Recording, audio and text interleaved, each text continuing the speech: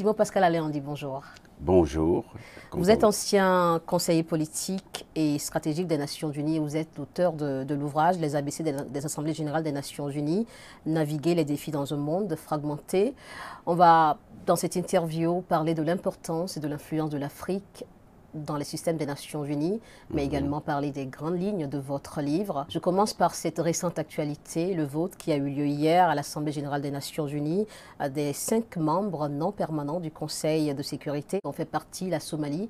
Et il y a eu un autre vote avec la nomination de l'élection de Philemon Yang du Cameroun, qui devient le président de la 79e session de l'Assemblée générale des Nations Unies. Que représente cette élection pour le Cameroun et pour l'Afrique?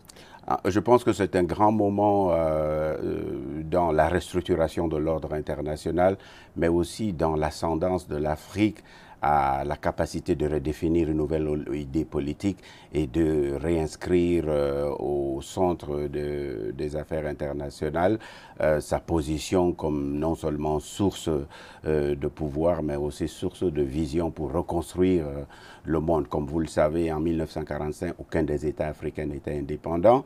Donc le système qui a été établi en dépit et quelquefois contre les Africains. Donc c'est un moment épique, c'est un moment cardinal, presque respiratoire, parce qu'il arrive dans un moment où l'ordre international est complètement fragmenté, comme on le dit dans ce livre que nous considérons comme le Nouveau Testament de l'Assemblée générale des Nations Unies, et ce qui donne une opportunité historique importante aux Africains, enfin, d'être à la table et de pouvoir, sur la base de leur vision et de leurs idées, contribuer à la reformulation d'un ordre beaucoup plus juste, beaucoup plus équitable.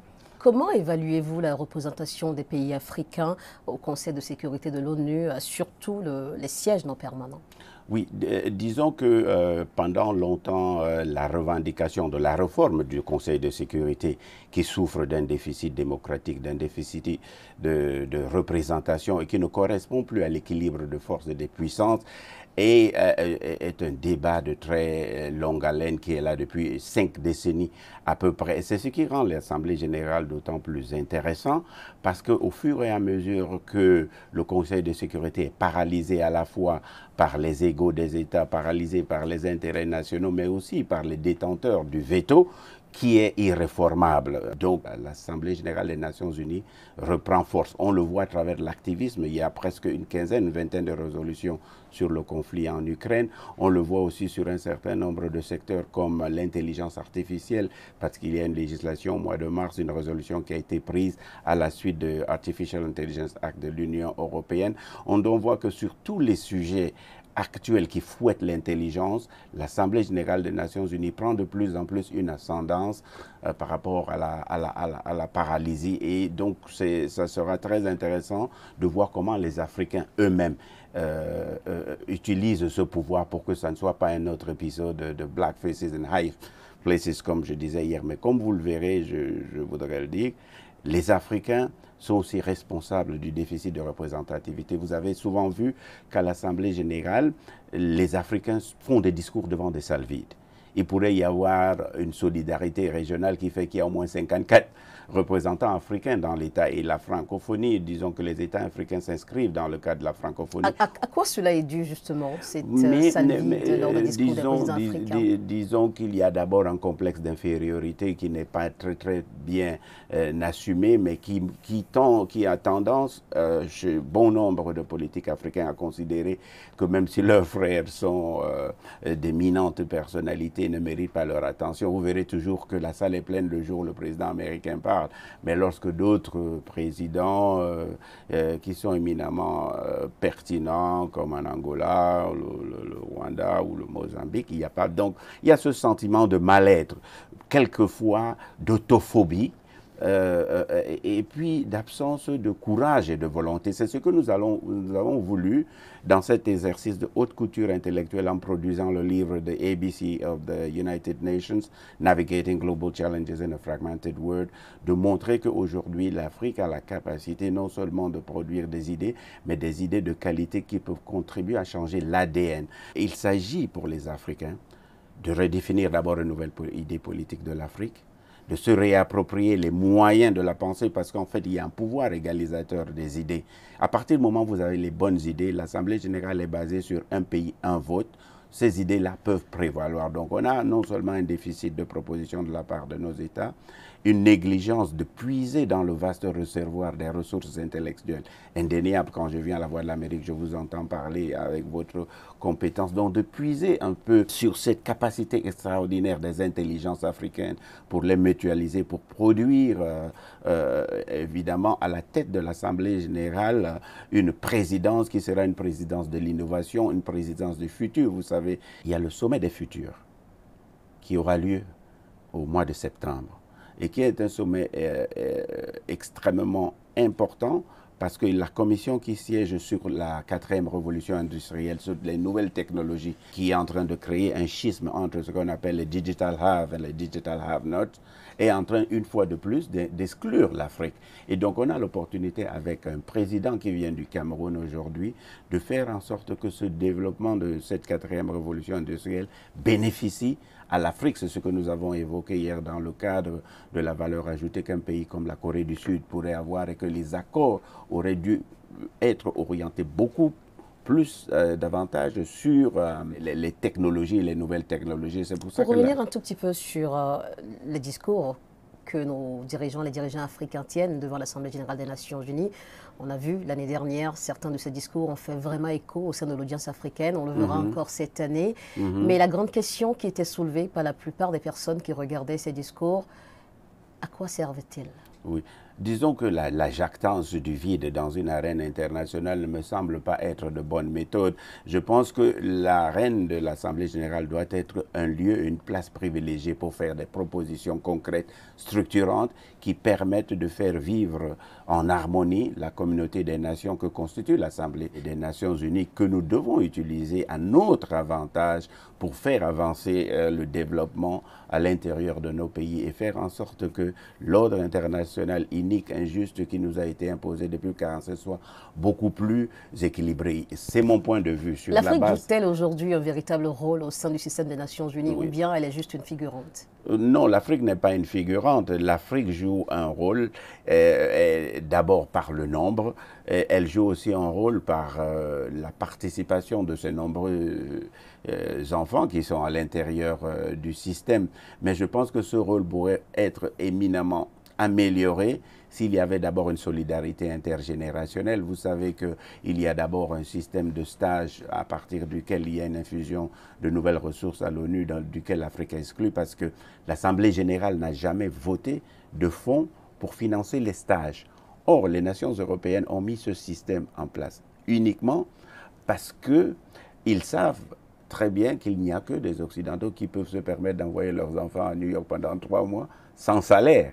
Or, la question que le nouveau président pourrait poser, c'est comment ouvrir de manière beaucoup plus démocratique l'accès aux stages de la part de nombreux pays africains. Moi, j'ai commencé ma carrière aux Nations Unies comme stagiaire. Nous étions 163.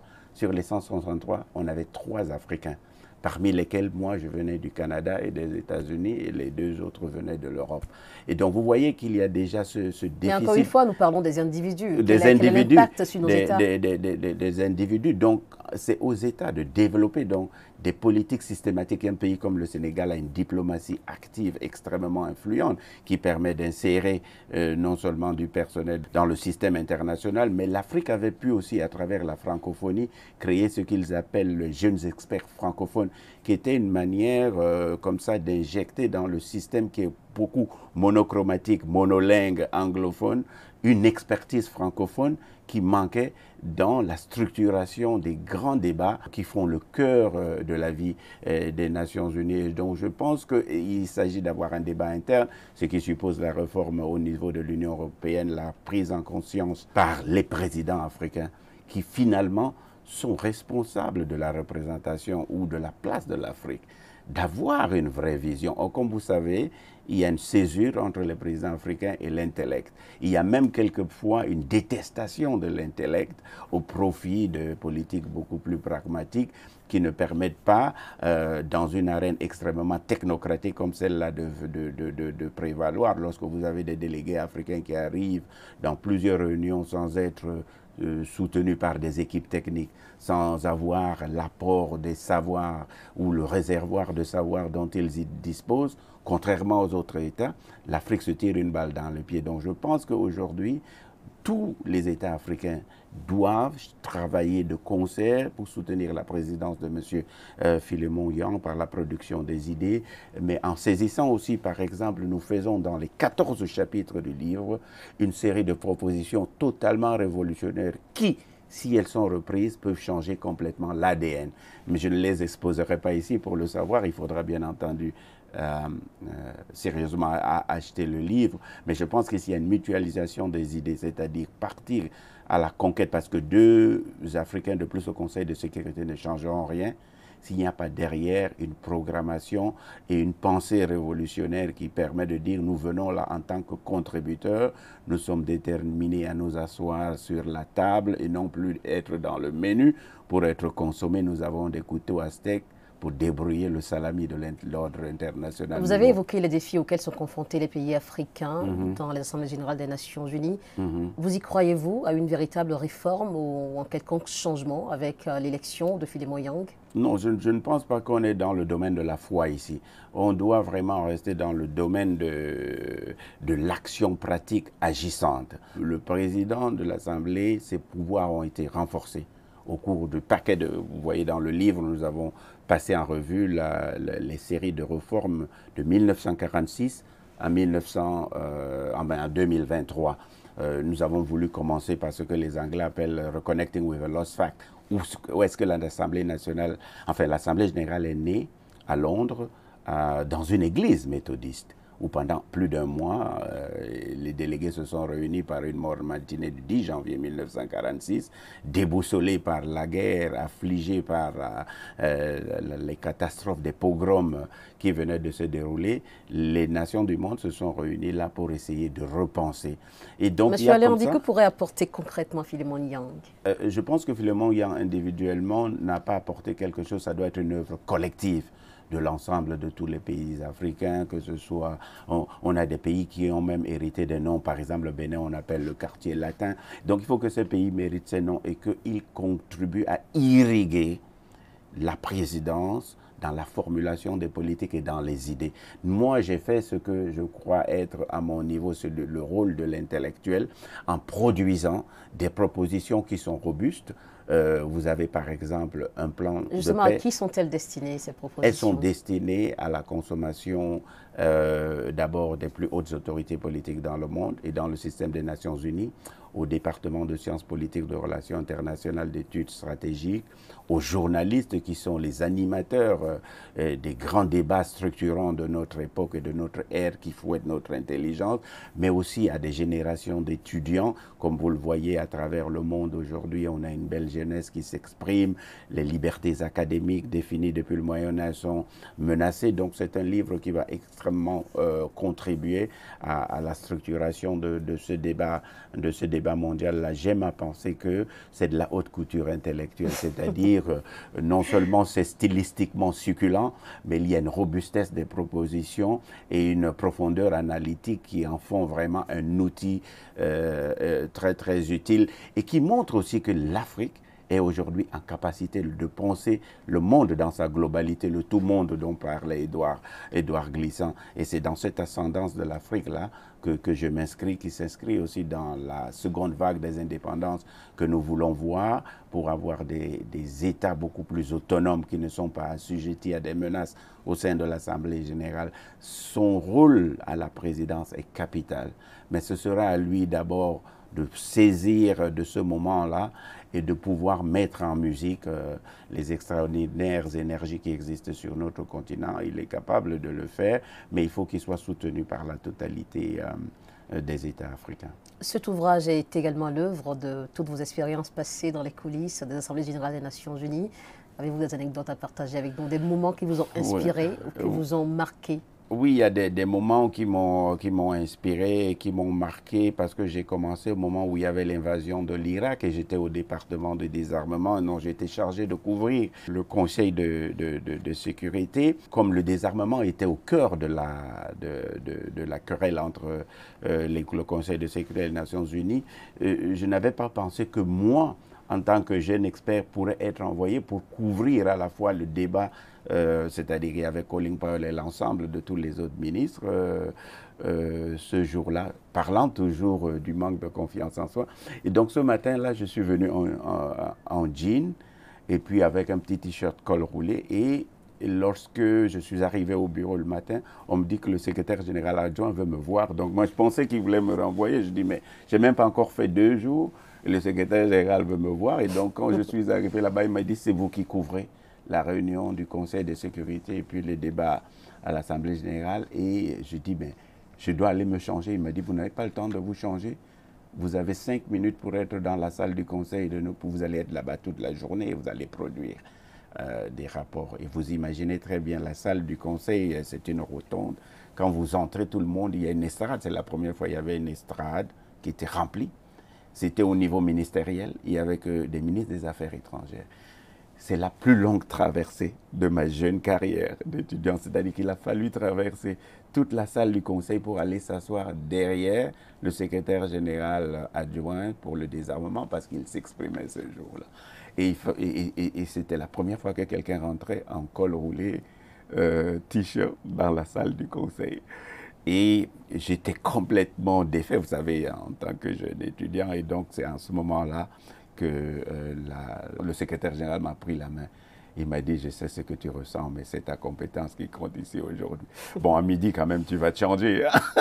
Donc, voilà un peu les anecdotes, parce que, en fait, je n'avais pas mesuré que je pourrais, moi, être choisi dans ce jour. Je l'ai considéré comme un jour de vacances et je suis venu débrailler au bureau. Mais c'est aussi un moment important parce que pour la première fois dans le Conseil, au sein du Conseil de sécurité, il y a eu des applaudissements nourris, ce qu'on appelle standing ovation, après le discours de Villepin. Et ça, ce sont des souvenirs qui vous habitent à tout jamais. Il y avait un émoi qui était palpable, il y avait une électricité dans l'air, dans cette leçon d'histoire que Dominique de Villepin était en train de donner sur la mémoire de la guerre comme instrument pour dialoguer avec le présent devant l'inéluctabilité de la guerre, selon Colin Powell, et il avertissait, nous, la vieille Europe, nous avons été dans les mêmes chaussures et pour éviter les catastrophes, nous indiquons qu'il faut épuiser la totalité des moyens. Donc c'est un peu les quelques anecdotes à la fois de malaise, mais aussi la chance de participer à un grand moment de l'histoire où la France a dit non à la guerre. Je vous remercie, Monsieur Aléandi. Voilà, c'est moi qui vous remercie.